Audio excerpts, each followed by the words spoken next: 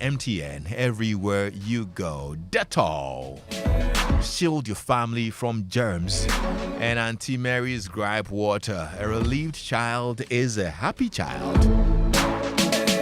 Tell you what, carrying multiple phones around can be such a chore. The unsightly bulge in your pocket, the extra weight in your purse, the stress of switching from one phone to the other to pick calls. Now, imagine being able to switch between different numbers on the same phone easily and seamlessly. Well, guess what? You can go seamless with MTN eSIM and enjoy the convenience of connecting multiple phone numbers to one single phone or device. To check if your device is compatible, simply dial *#06#. Once you receive an EID number, it means your phone or device is compatible. Now simply download my MTN app today to request your MTN eSIM and enjoy the sweet, seamless life everywhere you go.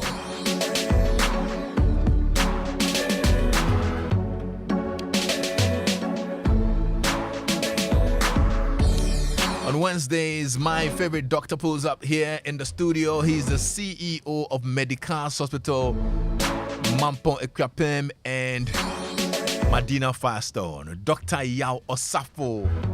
What's up, dog? What's up, Dr. Kwame Sichiaba? Congratulations, Kwame. I've been telling you, you should train me. Oh, they're training this you. Yesterday, you passed out flying colors. It's really, really impressed with you, Kwame. Well done. Thank you so much. Thank you so much. I'm happy you're here. Yesterday, I was listening in. Okay. And I have to offer my congratulations for the way you dealt with a very, very delicate situation. I was wondering what I would have said in that moment. Yeah. But I think you dealt with it brilliantly, and we managed to, at least for the time being, save somebody from a very, very bad outcome. So well done. Thank you. And the team were here to help, so it made it a lot easier. Before we actually get into the conversation, because today we want to deal with coping with stress, depression, anxiety, and all the things that we talked about this. I just want to give a background and also an update to our listeners who were keenly following Justice's story yesterday. For starters, let me apologize to our listeners for leaving the show midway. I think at some point nobody heard from me, and Kojo Yankson was gracious enough to finish the show for me. So thank you, Kojo. But I totally apologize that I had to leave. But it was important that I had to take those measures. Yeah. But absolutely. 3 days ago on Monday, we started the conversation about men. And it actually stemmed from a report last week where one of the psychiatric nurses at Kolebu suggested that, look, annually we record about 1,500 suicide cases, and almost 70% of them are men. I actually read a report that suggests that women actually have a high percentage of suicidal thoughts, but men actually carry out. More men actually do the do than, and it was quite troubling. So we set out to find out exactly what men are going through and how they dealt with it. So on Monday we had a conversation. A lot of people wanted to get through, but because we had limited time, we couldn't complete the conversation. We had a sequel yesterday, and during that conversation, Justice, a gentleman called Justice, called in tears, and he confessed that he was on the verge of committing suicide. Immediately, I literally had to engage my team and try and establish contact with him, for starters, and get him to a safe spot. I had to exit the studio and together with my team, pull all the strings to make sure that happens. So we were able to get in touch with him. We actually got him to a safe spot, and also with your help, we were able to get in touch with a psychiatrist who dashed down immediately with his team and started engaging him. So what was also important was to make sure that he had a safe place to be and of course with vigilant eyes, so that he doesn't do the suicide watch. Exactly. So luckily we arranged all of that, and then he was safe. Wonderful. I'll tell you something funny that happened this morning. So I'm calling to check up on him, and he's not picking up. And I'm so terrified and mortified. And I called the psychiatrist. I'm like, bro, I'm calling. He said, yes, I'm also calling. He's not picking up. It was well after 9 o'clock that were able to get a call from him. And guess what? He said he had the best sleep. Oh. He slept till past 9 a.m. Deep sleep. Like deep sleep. Probably hasn't slept in a long time. I was so happy Wow. because I was worried. I mean, it was 9 course a.m. and I it hadn't is. gotten to hear from him. I'm calling him, he's not picking up. And so I was totally, and when he said that, it just Wow. made my heart glad. Wow. What so of course these sessions are quite confidential, and until we have really clearance from him or whatever, if he's We willing to can't share go his into the story, we details, can't get yes, into his of story. what. But I would want to share with you the circumstances around him calling. So yesterday, Justice, of course, he's got a lot on his mind. Right. He's at his wit's end. He wants to kill himself. Breaking point. He lives outside Accra. He decided to move his car and drive to he doesn't know where. Yeah. Wherever. He gets to Bawaleshi and sees a woman selling ropes. So he parks his car and says, I'm buying a rope. Wow. So the woman gives him the rope and he gives the woman 100 Ghana cedis. And the woman says, oh, so whilst he's sitting in his car, he Waiting for turns the on the radio and puts it on Joy FM. Wow. And we are discussing this. Wow. What are the odds? Wow. That's not even the miraculous part. Listen. So he's listening in. The rope is lying in his car. He's looking at the rope, waiting for the woman to bring the change. And there he has a change of mind. He said, why am I even doing this? Yeah. I need to talk to somebody. I need to call Joy FM. Yeah. So immediately the woman returns. He gives the woman the rope back, takes his change. He pays for the rope and just leaves without the rope. So he drives off and calls Joy FM. Now, guess what? When I called out the phone numbers, he said he missed the numbers. So he missed the last couple of numbers. So he was literally guessing the last line. He was literally guessing, is it 541, 54? I mean, when he gets well, we should get him, and then when everything is settled, that Charlie, I was mortified. Like, wow. What so are the, that's what. And it's very difficult. 9 numbers? 9 numbers. He has to guess one out of 9 numbers. Exactly. But by that time, people would have called, the lines are busy, But some way, somehow, his call gets through. And so I thank God for his life. I think that it was really God who put it all together. Right. And he's going to be a living testimony, and probably and for me, it's not even just about Justice. There's so many other people who listened in, who probably didn't get to call in, who say, look, even though I'm tired, I'll give life a chance. I'll seek help. I'll seek therapy. I mean, I've had lots of calls from people who say, Lexus, can you recommend a clinical psychologist to me? Because I'm going through a lot as well. Until this conversation, I didn't know who to talk to. But I want to talk to you. I want to talk to somebody, And that's really... I don't think even in our wildest imagination, when we heard about that report about the statistics, and we wanted to do this on my, I don't think we even anticipated that many men actually were in the kind of situation that they describe. Yes. I was totally blown away by what I was hearing from men on Monday. Yeah. And even on Tuesday, the stories, because we usually don't talk. Wow. So, good thing is, the team on the Super Morning Show this morning as well engaged with Dr. Collins Beduajiman, who's the president of the Ghana Psychological Association. Yeah. I spoke to Kojo Yankson on the Super Morning Show, and we're going to play a bit of the conversation that they had. And then maybe, Doc, when you're done, you can also share with us a few of the tips that you can suggest when it comes to coping with stress. Right. Is that fine? So here's Dr. Collins Beduajiman. He's the president of the Ghana Psychological Association, and his thoughts on this on the Super Morning Show earlier today. From the statistics, it is true women are about 3 times more likely to attempt suicide, possibly as a result of the similar challenges men also experience. But unfortunately, men are about 2 to 4 times more likely to die by suicide. So while women go through a lot, they are more likely to attempt. But in terms of completion, more men. And the question you are asking, why? A number of reasons could be ascribed to this. And I must say, our colleagues researching on suicide have chronicled a number of them. But the simplest one, and I want to speak very simple without feeling I'm in the classroom or I'm in a research platform. That. We really appreciate it.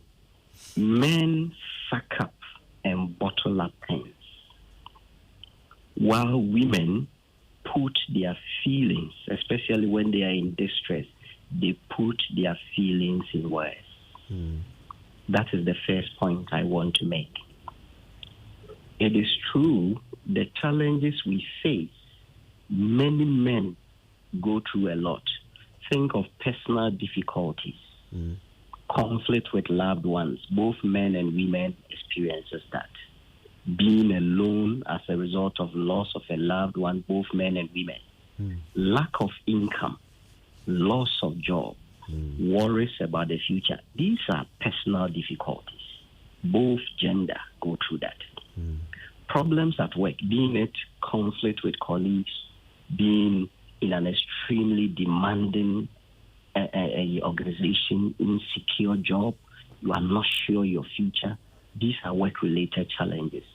Then we have major threats, even in our communities: violence, social unrest, the outbreak of diseases, and especially lack of economic opportunity. So these are common things that are common to men.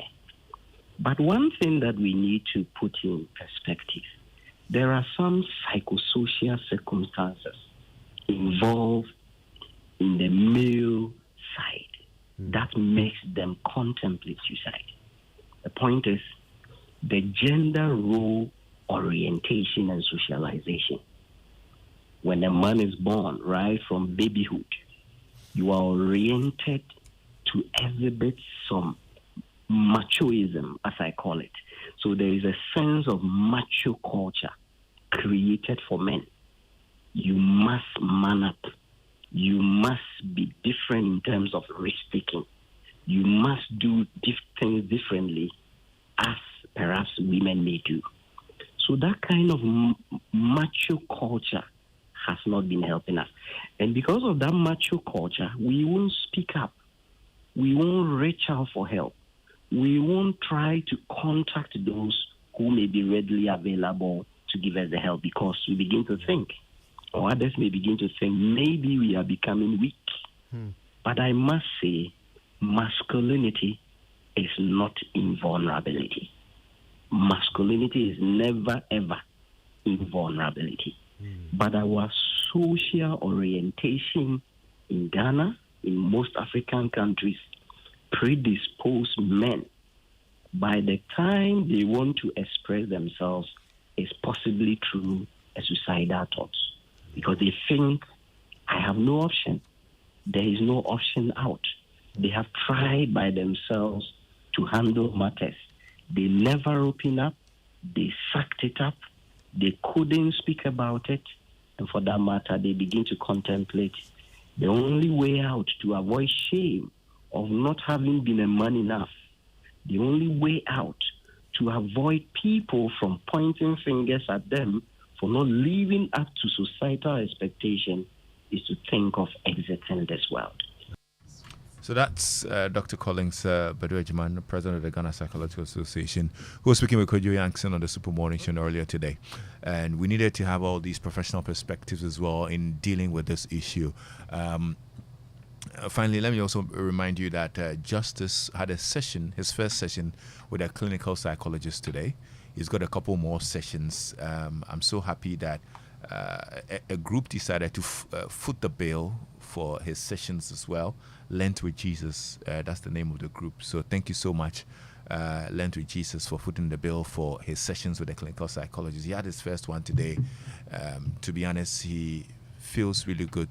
That's what he says, and he says thank you to everybody who wishes him well and all. Doc, today we want to look at coping mechanisms and how to deal with it. We've explored the issue, and it looks like everybody now understands exactly what men are dealing with. But the focus right now is solutions. What do we do? How do we turn this around for the many men who are listening and who are in this distress? Right. So, Kwame, I'm very happy the path on which Justice finds himself on right now. I'm hoping that it all ends well at the end of the day. So let's look at all the angles that men brought to this conversation. What we heard on Monday and Tuesday was a lot of stress, and for me, what I picked up was a lot of external stressful situations, be it relationships as spouses, relationships with their children, financial, all of those things were external stresses. So step up the word coping. So when we talk about coping, then we're talking about our thoughts and behaviors that we mobilize to help us deal with stressful situations. So it is an active thing rather than a passive thing. So you are mobilizing your thoughts, you are mobilizing behaviors to help you deal with stressful situations. And then we would say you are coping. As for stressful situations, we can never run away from them. As you are running away, they are chasing you. So how you respond through thoughts and through behavior is very, very important. And that's where sometimes the guidance is. So generally, coping is divided into two. So we have what we call reactive coping and then proactive coping. So for the reactive one, we wait something happens and then we adopt certain behaviors and thoughts to be able to deal with it. Then the proactive one, we want to even avoid, we can anticipate a stressful situation and then want to avoid it altogether. Depending on your personality, people tend to swing one way or the other. But broadly, the coping mechanisms or strategies are four categories. And we're going to spend some time.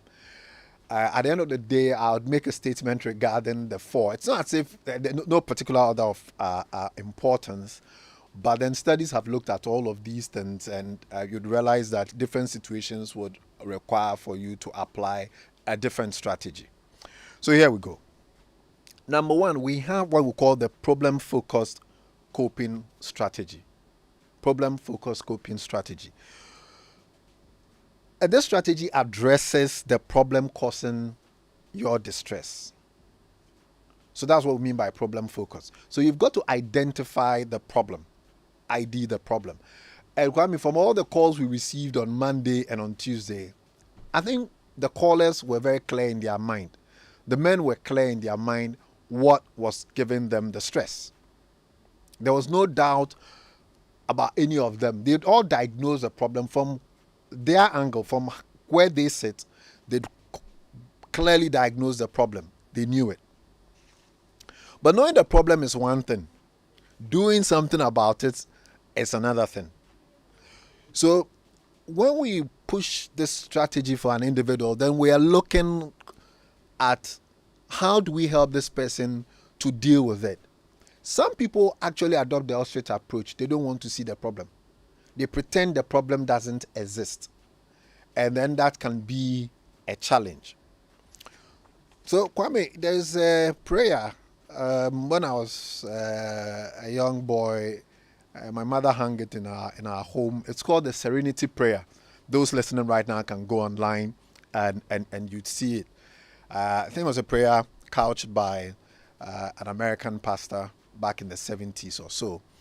And there's a short version of it. It says, God, grant me the serenity to accept the things that I can change. Sorry, the things I cannot change. The courage to change the things that I can change. And the wisdom to know the difference. So, I mean, there are some things that you cannot do anything about. It is not within your power to change it. So you need the serenity to accept those things that you cannot change. But the second request says, God grant me the courage to change the things that I can change. There are some things that are within your power to change. But sometimes we lack the courage to change, to make those choices or to effect the change. So most people would know what is happening. Most people will know their salary is not enough for this particular commitment of putting a child in a certain school. You know you don't have the resources. And so you have to step back from that so that you don't feel that stress. But then, oh no, I am afraid what people will say. I'm afraid what my spouse would say if I decide on that. So we let it hang, we let it continue, and then the stress builds up. So that is a problem-focused strategy where we are trying to suppress or identify and deal with the problem that we are faced with that is causing us the stress. And it is that's when these one-on-one sessions become useful, the psychotherapy sessions. So we will allow the individual to tease out the problems, or we'll help them tease out the problem, and then we'll refine it, and then we'll help them also find, these days the phrase is homegrown solutions, the solutions from the way, from your angle, so that at the end of the day, you are able to cope better with that situation. So Kwame, that is the problem-focused strategy. The second one is the emotion-focused strategy for coping. This time around, we aim to reduce the negative emotions associated with the problem. So you can't make the problem go away, but there's something that's happening, Kwame. Your emotion towards that thing is always anger. Okay, so can we change that emotional response to that same problem or to that same stressor? Is it possible for us to change how you would respond to it? Somebody say, the person provoked me, that's why I slapped him. Or this one insulted me, and that's why I did this. Okay, is it possible for you not to be provoked? That despite person A doing Y, you would decide that, okay, no, I didn't come here to fight. I'm not going to be angry. Rather, I'm going to smile about it, or I'm going to have a different emotion, express a different emotion towards that same stressor. So there are some individuals who have that particular disposition, and they can do that. And that would be a better way of dealing with that particular problem, where you have a totally different emotional response to that. Kwame, if you follow sports, and I know you do a lot, sometimes when people get other players sent off, and the famous one, or well, don't say infamous, but me, I like Zidane, so I'll say the famous headbutt. The headbutt, that. Our heading. No, but Zidane got sent off in that World Cup final in 2006, and was it Materazzi goaded him into that headbutt, and he was sent off because he was the most dangerous player for France at the time, and they couldn't deal with him. His emotional response to whatever it is that Materazzi said to him, if he had a good clinical psychology, if he had been able to change his emotional response to that stressor, he probably wouldn't have headbutted him. He would have stayed on the pitch, and probably France would have been world champions in 2006. So that's one of the second strategy that sometimes is deployed. The third strategy is the meaning-focused strategy. Meaning-focused strategy. Kwame, here we use our different cognitive abilities to attribute or to derive different meaning out of a situation. So I think there's a current proverb. I say, when the load is heavy, we're not trying to break your neck, but we're trying to strengthen your neck muscles. Kwame, sometimes the situation is so horrible, but you say, oh, God is preparing me for something good in future. That is why I am having to go through this difficult patch. Oh, you are eating once a day. You say, oh yes, it is because you try and give a certain meaning to whatever difficult situation that you are going through. It doesn't really change. I will look at that same situation and say, you lie bad. It wouldn't. That's all what it means. But if you can do that, if you can look at something and have a totally different meaning out of it, then it is different. So that is what we mean by the meaning-focused coping strategy, where what is happening to you is really terrible, it's really bad, but we try and let you look at the bright side of it. Okay. So I broke my leg playing football in 2006. It was a terrible experience for 8 months or for a year. But out of that too, something happened. Wow. I'll tell you later.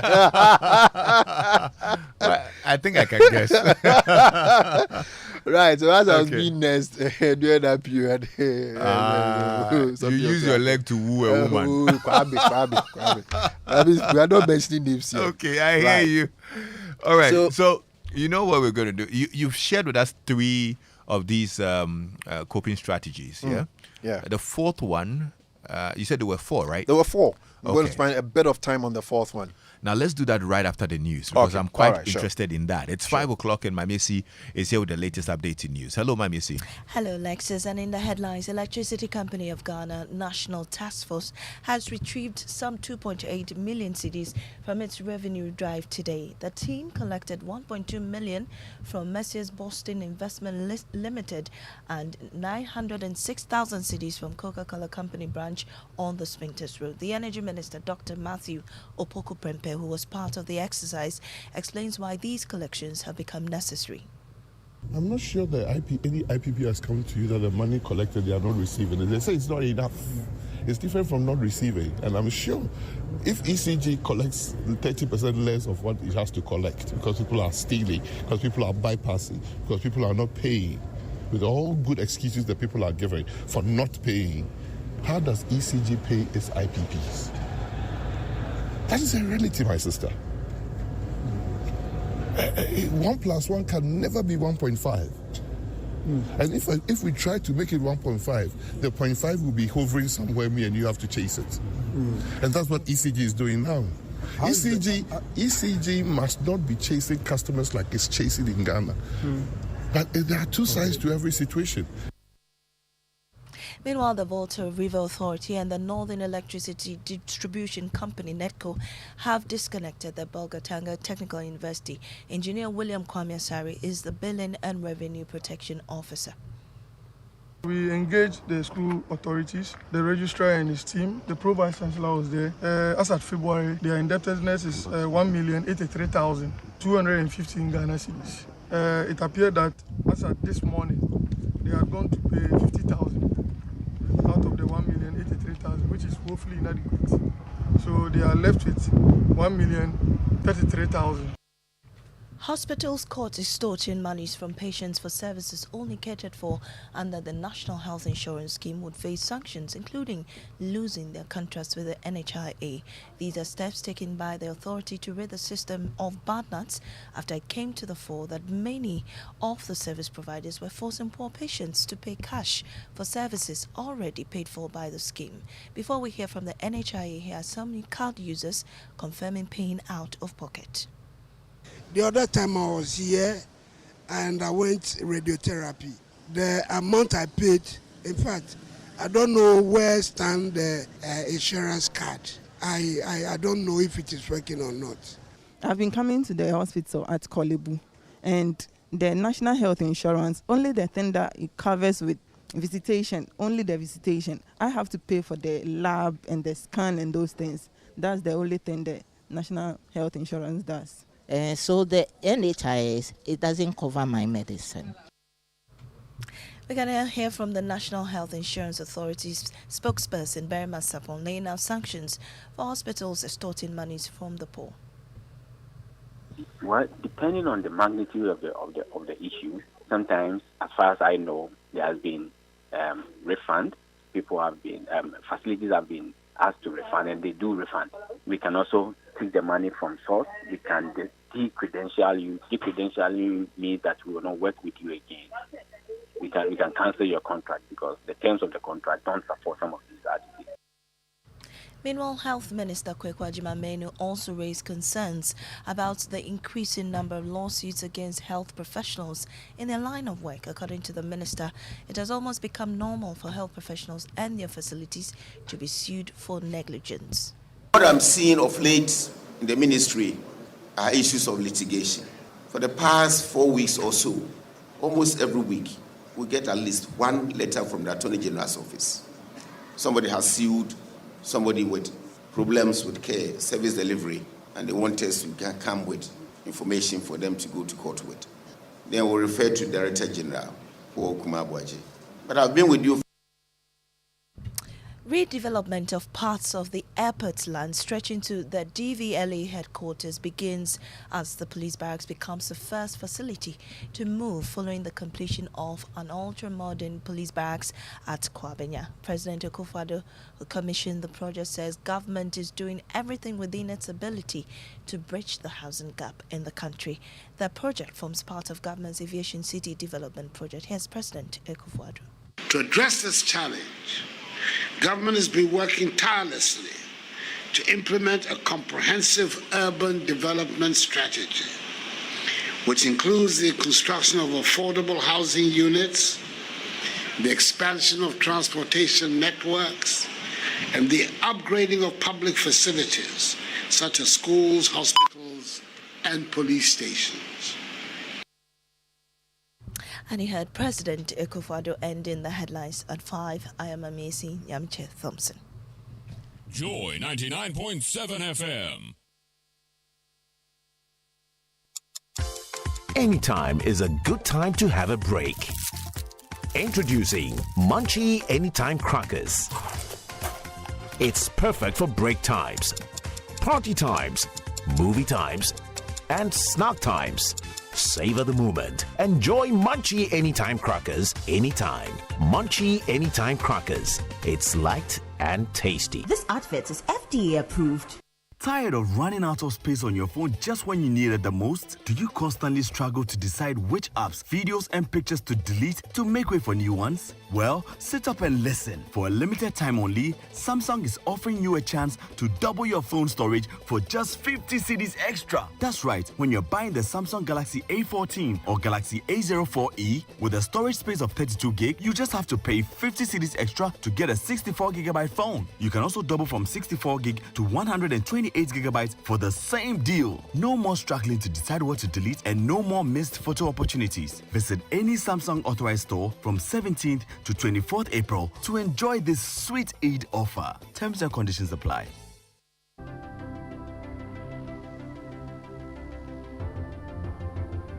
When budgets are tight and money difficult to come by, you want to be sure you get the best value for your money. These are not times to be spending money fixing expensive engine problems because of cheap fuel and lubricants. Drive to a petrol source station today and buy your quality fuel and lubricants, and rest assured of fuel that lasts long and lubricants that prevent expensive engine problems. Hear the sound. Petrosol, clean fuel in full quantity. Say donut, donut, donut, donut. Hey, donut, donut, donut, donut. Donut, donut. Jen concocted donut, donut, donut. Malaria super donut. Everybody follow not sa malaria. A 3D till donut now. Wohonto malaria chill. Wohompopo. What do you mean? I want the num donut. A dabako. Num donut. A damienu. Num donut. A damiensa. Num donut. No. Lonat scatter malaria. Lonat ide scatter malaria. A quality product from Blaze GVS Pharma. Yenshishemu hu se malaria wa wumojam ansana wanum Lonat. Na nam yensearch na malaria no daso wo ho a ko hu dokota. This advert is FDA approved. When you are born from Ghanaian soil, you are born rich. Rich in who you are, with natural Guinean richness inspired by Mother Nature herself, just like our premium water, with natural minerals that create pure premium mineral water, made right here by the same Ghanaian soil that made you. Voltic, own your richness. Voltic, a product of the Coca-Cola Company. This advert is FDA approved. Who no go no? Who no go no? Hello, what does that mean? Kodiko, my guy reach your side. They can't take materials from you. We guy, Akwesi, you not reach here. Oh, no, you not be Akwesi. Akwesi, I come last week. I fired him straight ahead. How? This boy way he did keep your shop in order like that with Sakam. What does that mean? This one here, Yawa gas. You talk true.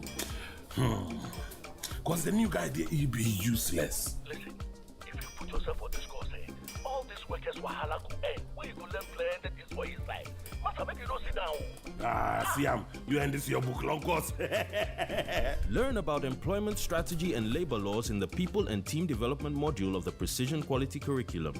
Call 054-169-3534 to get the videos you can use to get the most out of your team. The Precision Quality Curriculum is a short course accredited by COTFED for craftsmen, business owners, artisans, and TVET students, brought to you by the Design and Technology Institute in partnership with the MasterCard Foundation. Okay. If I leave work now, I can beat traffic, get takeaways for dinner with the girls, and be on time to pick up Sam and his mom from the hospital. Proud to belong to APSA. We know that life is go, go, go, and that it's hard to make time for the things that really count. That's why with APSA's digital channels, you can bank when, where, and how you want, so you can focus on what or who is important to you. Get things done simply with our digital channels. That's Africanacity, that's APSA. Bet365 is now officially available in Ghana. When you place a pre-match multi-bet on football, you go get bonus up to 70% to your winnings if your bet is successful. You can choose from markets like full-time results and both teams to score, from selected competitions including the Premier League, Champions League, and much more. Get this great offer when you visit the official site at bet365.com.gh. Over 18s only. Terms and conditions apply. Please gamble responsibly.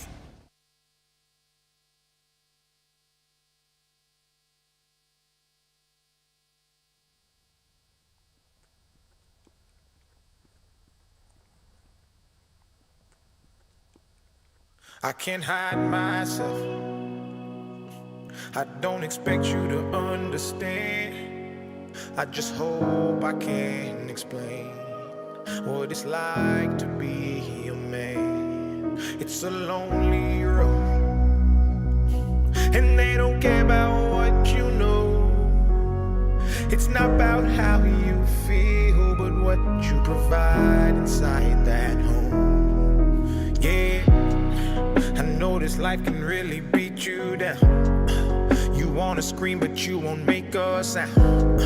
Got so much weight that you've been holding, but won't show any emotion. As a man that goes unspoken, that we can't cry when life gets hard. Unconditional loves for women, children, and dogs. We know that we just have to play our parts, and don't nobody give a damn about our broken hearts. Yeah, as a man we gotta pave our way. Our only function is to work and slave.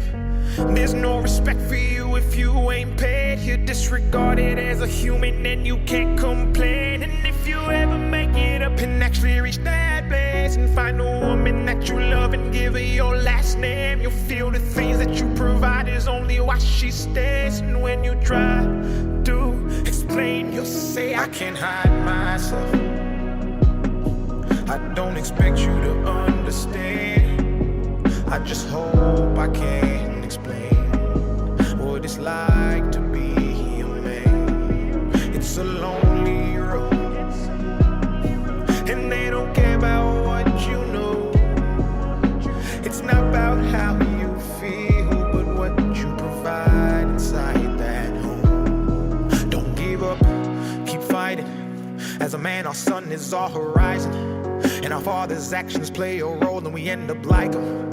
So so they can't let us see them hurt. Cause we'll embody what they do and start a generational curse. No wonder most men are so depressed. All the things that they can't express. They go to war, get thrown on the shelf, then go back to war with their mental health. Then grab that bottle and ask for help. Try to pull themselves out of hell. Then fall back down and then realize that they're gonna have to do it themselves. It's the circle of life. As a man you provide. They don't know what you're worth till the day that you die. And that's when they start crying. Then move on to a man to confide in. That's why we feel we can't hide ourselves. Yeah. We don't expect you to understand. We just hope we can explain what it's like to be a man. What it's like to be a man. On Joy 99.7 FM, this is Drive Time on Joy, and you're welcome back. Dr. Yao Osafo is still here with me. Doc, thank you so much for staying a little longer. Sure. We needed to complete our coping strategies. You mentioned 3 earlier: the problem focus, the emotion focus, the meaning focus, and the 4th one, which is? The 4th one, which is the social coping, or what we call the support seeking strategy. So, and this one, the individual reduces their stress by seeking emotional or instrumental support from people within their community. So, over the weekend, our family got together on Sunday, yes, and just sometimes to get to know each other, reconnect, and we give the platform for also people to give words of encouragement. And I remember my sister speaking, and she spoke about everybody building what she called social capital. And I found that very, very interesting, because that is exactly what one of the strategies we use as a coping mechanism, social coping. Kwame, we all need to build a certain dependable network of individuals, humans, that we can fall on in times of stress or when we face very, very stressful situations. This young man, our friend, I think yesterday said something when you said, oh, speak to somebody, speak to a friend. And Kwame, he said, I don't have anybody. For me, that was very, very weighty. I am sure people would know him. I am sure we can count extended family members. Yeah. I'm sure we can count colleagues, friends. Well, in quotes, friends, in quotes, Yeah. like associates and all of that. Yeah. But why did he say, I don't have anybody? Where is his social capital? Where is that network of people? They don't need to necessarily be a lot. It could be 2 people, 3. But you must have that network of people or that individual, those persons you go to go and de-stress, to unburden. And it must be people who, as we say, or they sit down. You know, not that, those type of people. And that's why I say friends. But Kwame, that is, you see, Kwame, how do we make friends when we went to secondary school? I don't think I actively picked my friends. I made friends across houses. But yes, the core were all in the same house. So we were thrown into one dormitory, Engman House. So, house 3 boys. But I had some good friends in house 2, had some good friends in house 4, and so on and so forth. Then the classroom. But for all those people who were there, why did the 4 or 5 people become my friends? And I then nurtured that relationship over the years. So it's close to 30 years now. But those people are still my friends. So they become dependable people. Oh, yes, will people let you down? Yes. Yeah. So it is, the relationship is nurtured. You build that social capital. All of us have to work it. Even if you belong to the extended family. When was the last time you called your uncle? So I like what Kojo Yankson did this morning. And he said what? Don't just answer like snap of the finger and answer when somebody asks you, how are you? Or if you call somebody and ask the person, how are you today? Yeah. When was the last time you called your uncle, extended members of your family, members of your extended family, to ask them, how are you doing? Where are you now? How is school and all of that? So we have to engineer these relationships. They are there. You have cousins, first cousins, second cousins, but do you know what they are doing? Do you know where they are in life? At the end of the day, do you call them to find out, okay, how was your day? If you begin to do these things, you gradually build a certain network of people around you. And it is those people who you're going to fall on to help. So these days I hear people talking about my Facebook family. Look, I hate to burst anybody's bubble, but Facebook, social media is not a place to make friends. Fake no dogs or hododo. Yeah. That's not real, genuine friends. Those are virtual friends. Virtual friends. Everybody's happy and smiling on social media. That is fake. Yeah. It's never true. Everybody's successful on social media. Everybody has a car on social media. Everybody has a house on social media. Hey, no, probably those things not true.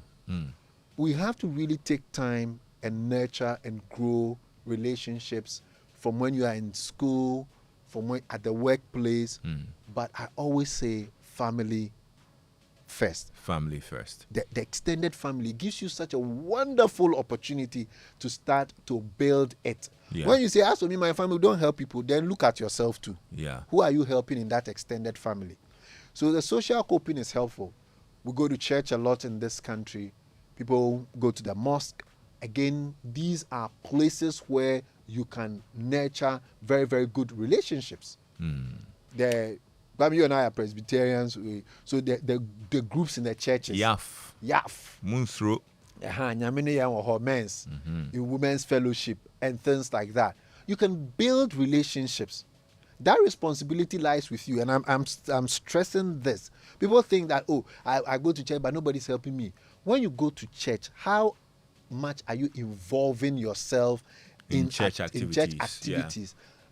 To what extent are you building relationships within the church? It's not like the pastor has to come and do something and befriend somebody to you. No, that responsibility lies with you.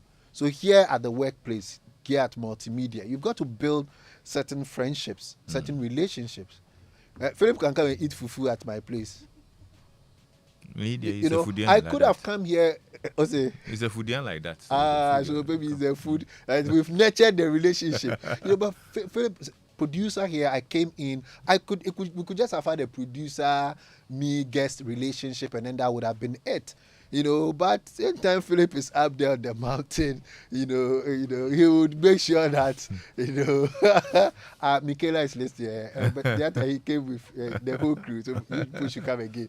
Right. But I'm just saying that these things are deliberate. Yeah. And you have to, all of us have to, because as for the stress, it will come. But when it comes, you have to fall on all these coping strategies. So we would always ask you, who can you bring to the counseling session? Who can you come along with? Who can you talk to? Because your doctor cannot be that person. Your pastor cannot be only that person. But that person that we want to rope in, that person too must be somebody who's not going to splash your information. It's somebody who's got your interests at heart. Okay.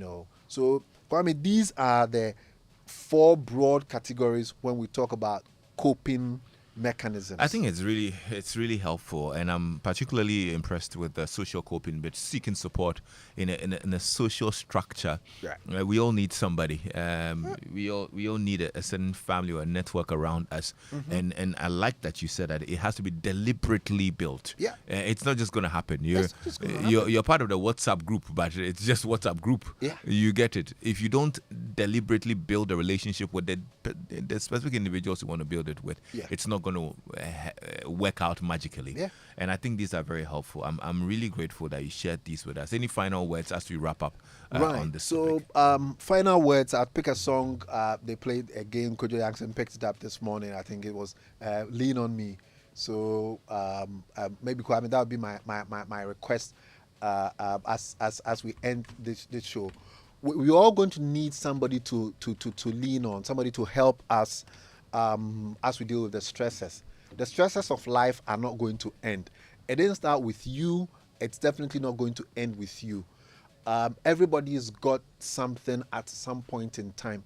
It might be financial, it might be marital, it might be workplace related, it may be with your children. But in all of these things, you have to find a way to cope. I'd also want to repeat that serenity prayer. Everybody should go onto Google, find it, frame it, hang it in your bedroom, put it in your car, put it at your workplace by your desk. And it says, God, grant me the serenity to accept the things I cannot change, the courage to change the things that I can, and the wisdom to know the difference. Permit me to complete it because the full one is here. Right, sure. Living one day at a time, enjoying one moment at a time, accepting hardships as a pathway to peace. Right. Taking, as he did, this sinful world as it is, not as I would have it. Trusting that he will make all things... Trusting that he will make all things right if I surrender to his will. That I may be reasonably happy in this life and supremely happy with him forever in the next. Reasonably happy. Amen. Amen. Amen. Right. Nyamin Shao. Dr. Amen. Safo, thank you so much. You're welcome. I know you have a team of psychologists and clinical psychologists and psychiatrists as well on hand. I know people are going through a lot and they need somebody to speak to. Right. How could they reach you for this kind of help? Right. So, yes, Kwame, you're right. We have a team on hand. And so anybody who wants to talk to us, the number is 0501 477 340. 0501 477 340. Please, it is not about being macho. Call us, call anybody. We will help you get through